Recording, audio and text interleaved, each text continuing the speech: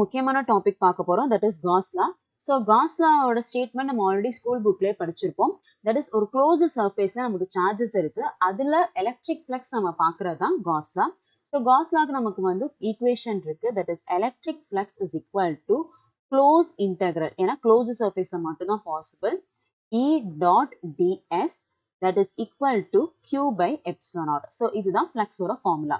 So the E dot ds now you have a dot product. So you can write it as flux is equal to E ds into cos theta ன்னு எழுதிக்கலாம். ஏன் அப்படின்னா நமக்கு இங்க dot product இருக்கு. So நிறைய பேர் பண்ற தப்பு இந்த தீட்டால தான் தப்பு பண்ணுவாங்க. என்னன்னா இங்க theta is a angle between surface area and electric field. Okay, so let us consider இங்க நமக்கு வந்து ஒரு பிளேன் இருக்கு. ஸோ இந்த பிளேன்ல வந்து எலக்ட்ரிக் ஃபீல்ட் பாஸ் ஆயிட்டு இருக்கு. ஸோ அப்போ இங்கே தீட்டா எப்படி எடுக்கணும்னா இந்த பிளெயினுக்கும் எலக்ட்ரிக் ஃபீல்டுக்கும் பார்க்கக்கூடாது, எப்பவுமே பிளெயினுக்கு பர்பண்டிகுலரா நமக்கு சர்ஃபேஸ் ஏரியா இருக்கும். ஓகே, ஸோ அப்போ இந்த பிளெயினுக்கு பர்பண்டிகுலரா இருக்கிறது தான் surface area which is ds, and அதுக்கும் எலக்ட்ரிக் ஃபீல்டுக்கும் தான் ஆங்கிள் பார்க்கணும் விச் இஸ் தீட்டா.